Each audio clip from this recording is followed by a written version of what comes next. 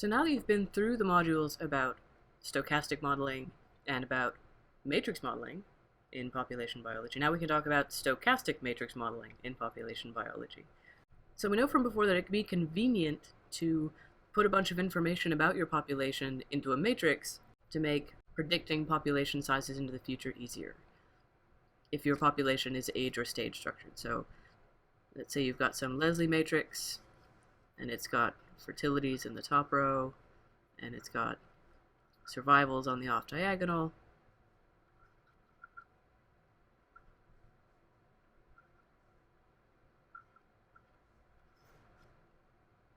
You can project your population, which is a vector of the number of individuals of each age or stage, depending on whether it's an age or stage structured model. Right? So you can project n at time t plus 1 is equal to L times n at the current time step.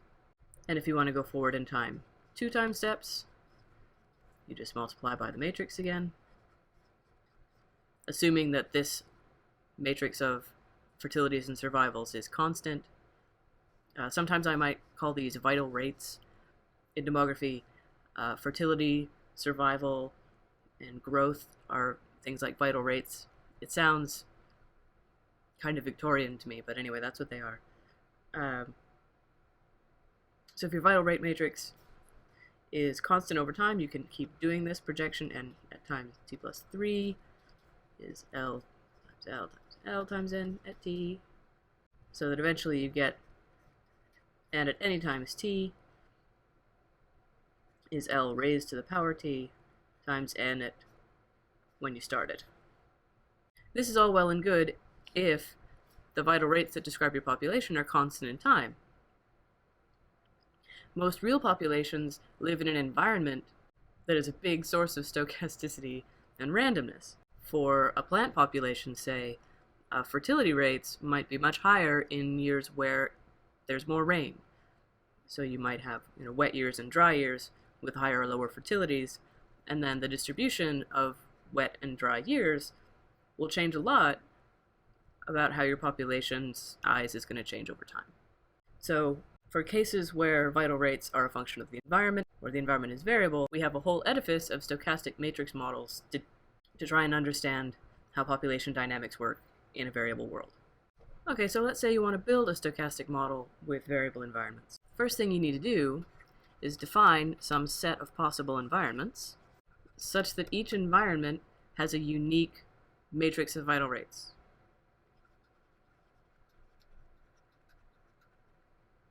Environment has its own set of the vital rates, i.e. matrix.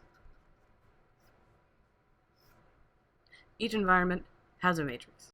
Then you need to define the rules governing the sequence of environments your population is going to encounter.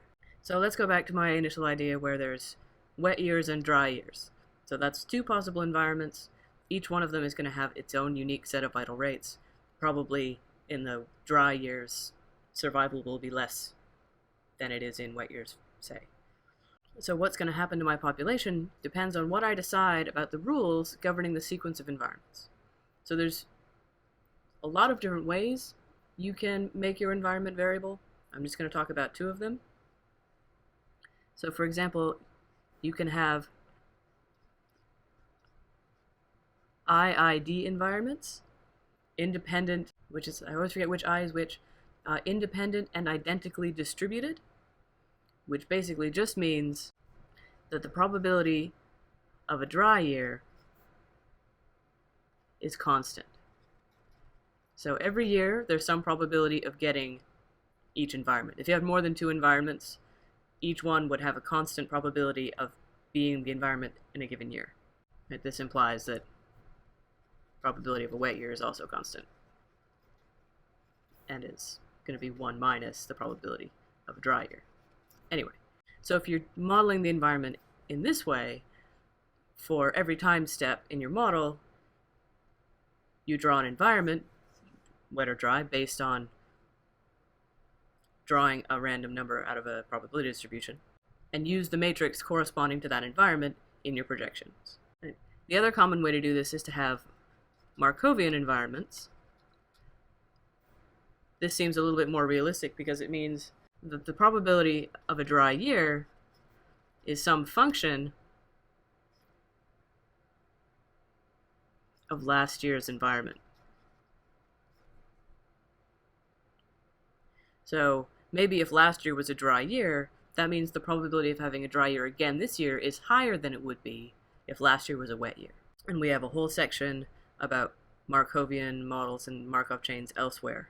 So no matter what rules you use to decide how your environment is going to be variable, the guts of the model is always going to be the same. For n at time t+1, where n is your vector of the number of individuals in each stage or age class, you're going to project forward based on some matrix of vital rates times whatever the population vector was at that time. And you're going to draw these. The matrix you use, x at t, is going to depend on the environment you drew at t. And after lots and lots of time steps, instead of what we saw for the deterministic case, this time, now n at t is actually just a big product of all of the x at t times n0. And it's the product from I is equal to 1 to t. So just to make sure I'm being clear, I'm going to write down a little bit of pseudocode, so just pretend that I'm making a simulation of one population trajectory for my population that's got wet and dry years. So I'm going to say the probability of a dry year is always going to be 0.5. It's always a 50-50 shot whether you get a wet or a dry year. So if I want to simulate what's going to happen to my population after 100 years in this kind of environment, then I'll have to say define two matrices, x dry and x wet, and my initial vector of population. How many individuals in each stage I have. So then if I want to simulate it, I can say for t is equal to 1 to 100, the first thing I do is I decide what kind of environment I have. Since I'm using IID environments and I know that the probability of dry is 0.5, I can just draw a random number. Random number is using whatever random number generator you have. And then if the random number is greater than 1/2, environment is dry, in which case x at time t is going to be, we're going to use x dry. Right? Otherwise, x at t is going to be x wet. And so now that I've decided my environment, which decides my matrix, then I can say n at t+1, or I guess, given the way I've written this loop, n at times t is equal to x at t times n at t-1. If you rinse and repeat and do that 100 times, your population will get projected forward based on a random series of environments x at t. Right. So you could do it this way. Or you could kind of simplify your life and just fill a vector with 100 random numbers. And then for each space in that sequence of random numbers, turn that into a sequence of environments and turn it into a sequence of x at t, so you would just have 100 matrices in order, so in a different color now, right? You've got a sequence of 100 matrices, some combination of dry and wet in order, and you can just calculate n at time t. It's going to be the product of x at times t times x at time t-1 times x at t-2 all the way back to x at time 1 all times n at time 1, which is what I meant before when I said it's just the product of all the environments times the original population. So if you're doing a computer simulation, you can just generate this sequence of environments and a sequence of matrices, do the multiplication, and find out what your population size is going to be. These two methods will give you the same result. But for what we're going to get to a little bit later on, it's important that you be able to think about this as actually being the result of a big product of matrices. Another important thing to consider here, because now we're doing stochastic models, is that this bit here, n at time t is equal to this big product, this represents one population trajectory. And since the x at time t come out of a random process, if I do just one of these, it's going to give me an example instance of my population, but it's not going to tell me everything I need to know about the population dynamics. Because if I do several of these simulations, they will all have slightly different outcomes. So,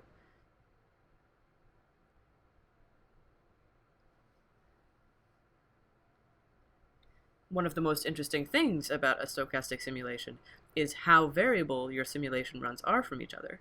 So if I was going to actually try and make this model, I wouldn't just run one 100-year-long simulation.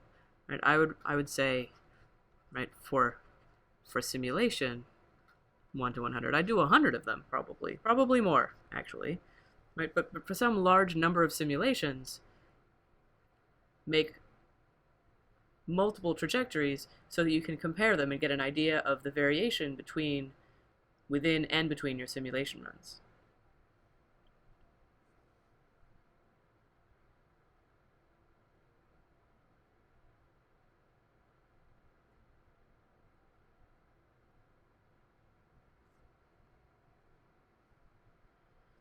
Okay, so let's say now I've run my simulation runs.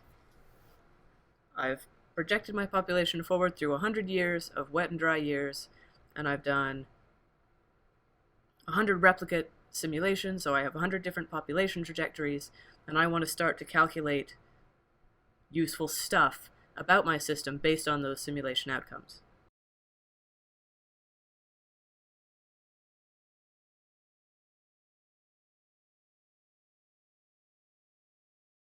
The two most important measures from a population model like this are the stochastic growth rate and its variance. So for the deterministic case, right, the long-term population growth rate was lambda, which is n at times t divided by n at times t minus 1. Right, the long-term deterministic growth rate,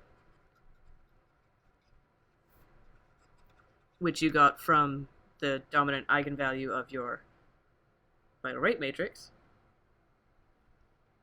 So in a stochastic model, every time step is going to have a different one. So each of your environments at time t is going to give you a matrix of vital rates at time t, which is going to give you a different single-step growth rate at time t. You can get a measure of the stochastic growth rate, which I'm going to call A. It's going to be an average. It's going to be an average over all simulations and all time points of the single-step growth rates, right? So for any given simulation path, you're going to have however many time steps worth of single-step growth rates, and you add all of those together. And then you're also going to have, over all of the different simulations, add all of those together, divide by the total number of time steps you had and simulations you had, and you get the overall average growth rate across all of your simulations, and that's the stochastic growth rate. And I almost forgot, because I usually forget, we want to take the log of this whole business, because stochastic growth rate A is actually taken to be analogous to R, right? R is the log of lambda. So the stochastic growth rate, which is the stochastic equivalent of R, is the log of this average of all the growth rates across your simulations.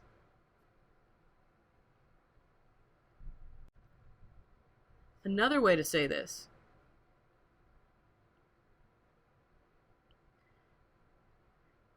is to define the stochastic growth rate to be 1 over simulations and time to be the average of the total population change, which is usually given by big lambda at t, where big lambda is n at times t divided by n at times 0. So it's the total population growth rate, or not a rate, it's the total population growth.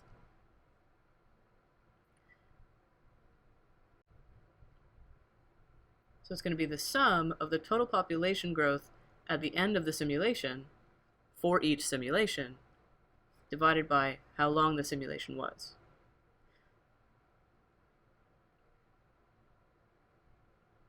Because the total growth in the whole simulation divided by t is going to give you the average growth within the simulation. If you sum those up across simulations, you get the same answer as you get over here. It's just two different ways of looking at it, whether it's total growth divided by time or single-step growth rates divided by simulations. And the other thing we're interested in is how variable our simulations are in between trajectories. Right? If I do 100 simulations, what's the variance between the total growth in each one, this total growth number? Because in some simulations, there might be a lot of crappy years, and so total growth is quite small. In other years, you might get a run of good years and have total growth be very large. So there's going to be variance in between the different simulation runs in this population growth. So that variance is going to grow the longer your simulations are. Because for a short simulation, there's a limit to how variable they can be as to how far away from each other the different trajectories can get. Let me just draw a little cartoon here. Right, if this is time, if I've got one population and they all start here, and one of them's doing really well, one of them doesn't do so well, one of them doesn't do so well, one does okay. If I take a slice through my population here, where t is relatively small, the variance between these numbers is going to be pretty small. If I look out here, where the populations have had more time to diverge from each other by random chance, the variance out here is going to be bigger. So the variance I'm talking about calculating down here is actually the rate at which this variance between trajectories grows with t. So we calculate as that over all the simulations and all of the time points. It's the variance,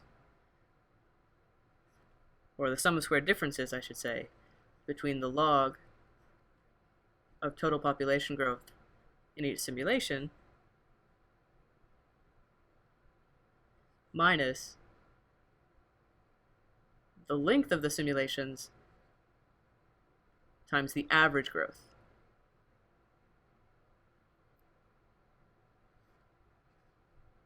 So I call this the average growth because it's the average growth rate multiplied by the length of the simulations. So if all of my simulations give me exactly the same trajectory, this number, the average growth rate times the simulation length, should be the same as the total growth in each individual simulation. So if there was no variance in between these trajectories, this number would be zeros. So now that we've talked about stochastic growth rate and variance, I want to go into a little bit about sensitivity analysis. So when we talk about the sensitivity of a model to some change, what we really mean is how much is the outcome of the model going to change after I make the change to the model parameters. Put in more matrixy terms, if I have my stochastic system where there's wet years and dry years, and survival is lower in dry years than in wet years, maybe I want to know what will happen differently if survival improves in dry years, or if survival improves everywhere. So we say the sensitivity of the stochastic growth rate to changing one of the vital rates, to changing survival, is a measure of how much the stochastic growth rate will change if we change survival a little bit.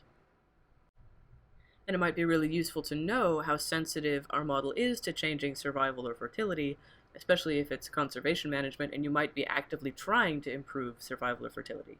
So you know how much of a change to the population growth rate you can make if you improve survival of juveniles a certain amount, say, for example. So let's talk about how to get numbers for that in this stochastic matrix context. First, I'm going to define a couple of terms for myself. I'm going to call my baseline matrices the ones from before, x dry and x wet. And I'm going to define a perturbation matrix.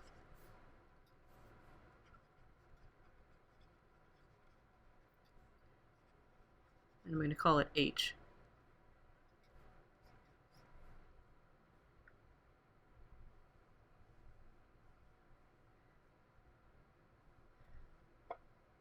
So H is going to look, let's say, these were 3 by 3, oops.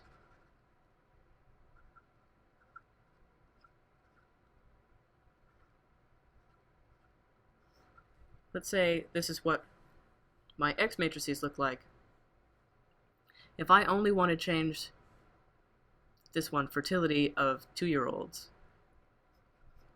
then H is going to be zeros everywhere except for the element I'm interested in. So I'm interested in what happens if we perturb the original matrices by changing second-year fertility. Just for example. You might be perturbing more than one thing at a time, but just it's easiest to understand. If I want to calculate the sensitivity to making this change, then this perturbation matrix contains the change. It's only going to be 1 there and zeros everywhere else. So that means that after the perturbation, x dry star is going to be the original x dry matrix plus some small number s times h, the perturbation matrix. So s is a measure of how big a change I'm making to this element, and it's usually small because we want to know, we think of sensitivity as being kind of like a derivative. What happens if I make an infinitesimally small change to this fertility? So in this, if we think about it this way, what I'm looking for is the sensitivity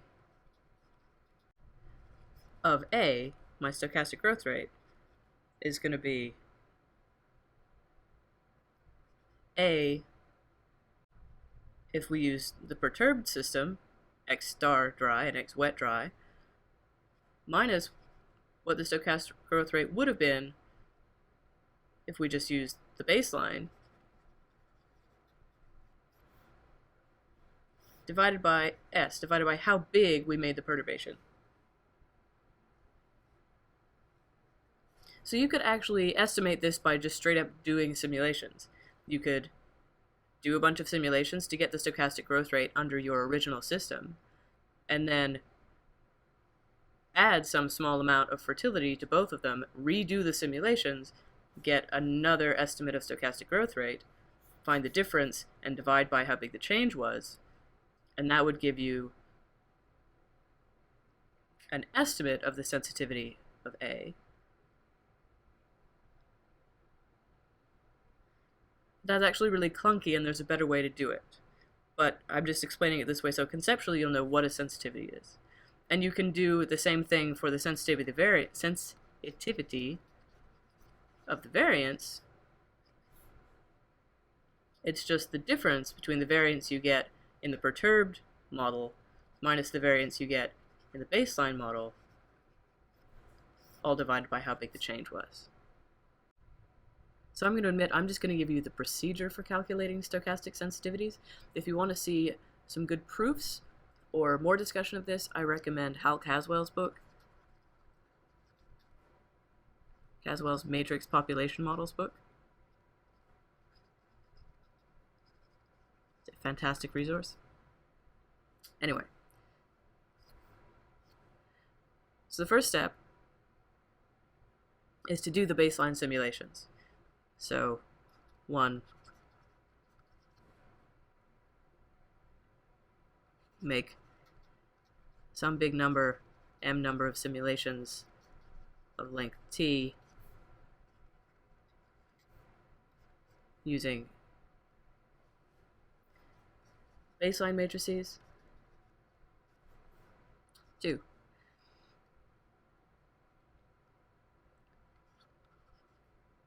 You can use the sequence of matrices x at time t in simulation M to make sequences of, for each time step in each simulation, use them to make sequences of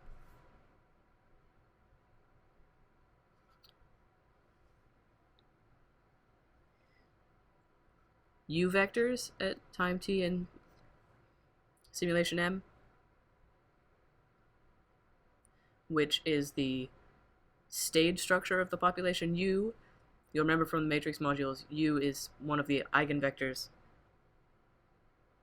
in the non-stochastic case.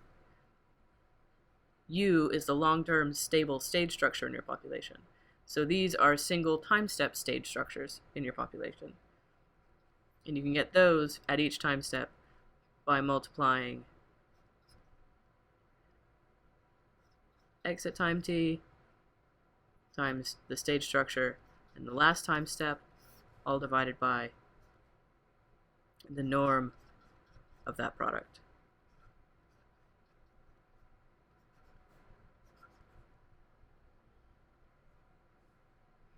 Right, and these are all in the mth simulation.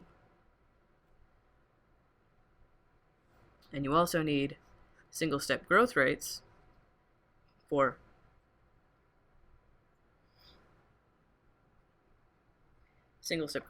population at time t in simulation M. And for each one, that's just going to be x at time t times the stage structure at time t and their norm.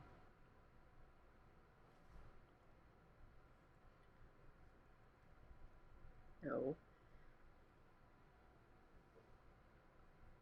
So the single-step growth rate is going to be that norm from up here.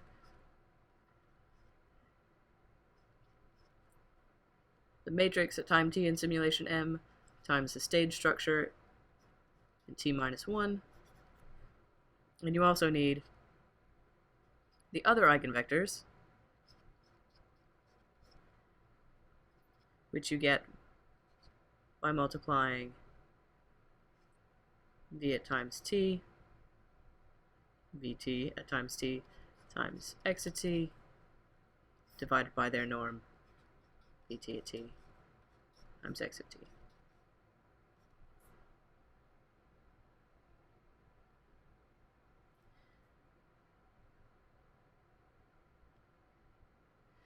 So when I say use the X matrices to generate these sequences, you start with an initial population, an initial stage structure U, and you can use this equation to project your stage vectors forward all the way through the simulation for each simulation.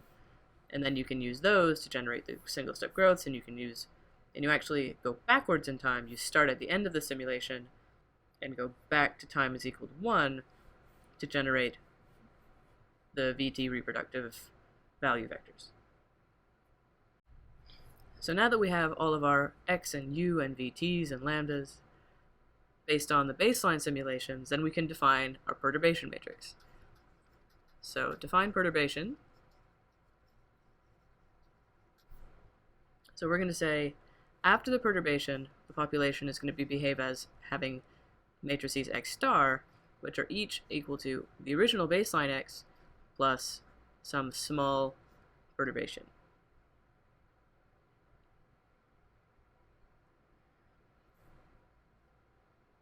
So for every time step in every simulation,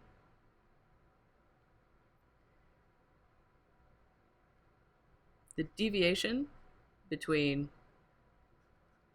the single step growth rate in simulation M at time t using the perturbed system minus the difference between the growth rate in the perturbed system and the growth rate in the original system, the baseline system, is going to be given by this ugly looking expression, Vt at times t, times the perturbation matrix at times t, times the stage vector at t minus 1, all over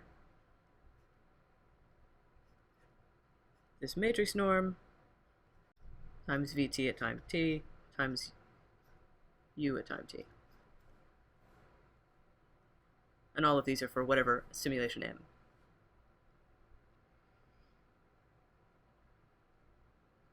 So you can calculate the difference between the perturbed system and the baseline system at every time point in every simulation, and the overall sensitivity, right, is just the average of these deviations, because you want to know how different is the outcome going to be between the perturbed and the baseline. So we just sum up all of the individual differences and then take the average. So the sensitivity of the stochastic growth rate is going to be 1 over the number of simulations times the number of time steps in each one, and then the sum over m and t of those deviations above. And the sensitivity of the variance ends up being 2 over the number of simulations, and it's a product of the difference between the stochastic growth rate from a single simulation and the overall stochastic growth rate times the sensitivity of the stochastic growth rate based on a single simulation minus the sensitivity of the stochastic growth rate based on all of the simulations. So what you end up with after doing this kind of calculation depends entirely on what you chose your perturbation to be. A very standard thing is to say your perturbation is a small increase to any one of the given vital rates. So if I decided my perturbation matrix, like I said before, was a small increase to fertility of 2-year-old individuals, then after doing all of this messy vector matrix stuff, you end up with a measure of how much larger or smaller the stochastic growth rate would be if fertility was that much bigger in every environment.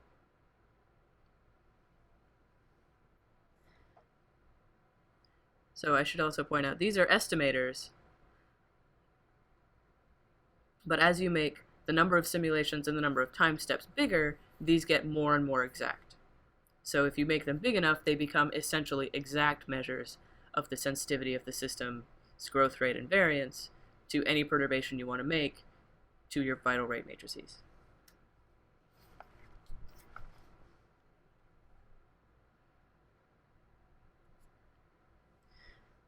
So I know that last bit about calculating sensitivities was a bit of a mess.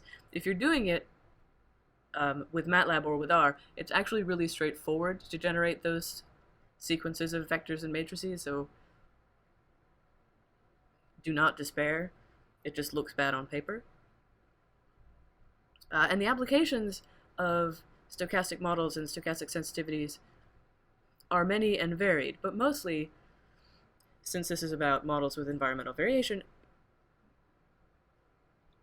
these kinds of models are really great for answering questions about what will the effect be of a consistent change in environments.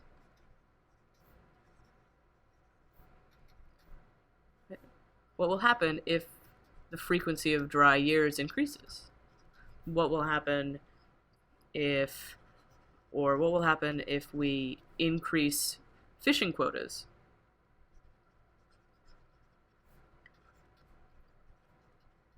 Fishing or hunting. So in that case, you might have a stage-based model of your population, and you can decide that an increase to fishing or hunting would mean a decrease in survival of whatever life stage it is that you hunt or fish, and you could project how much will that affect population growth rate. If I start fishing out fish that are, if I start allowing people to catch fish that are smaller from a more juvenile, is that going to have a bigger effect on population growth rate than if we just fish out the big fish, all that kind of stuff. And in more age-based models, you can say what'll happen if we keep improving infant mortality.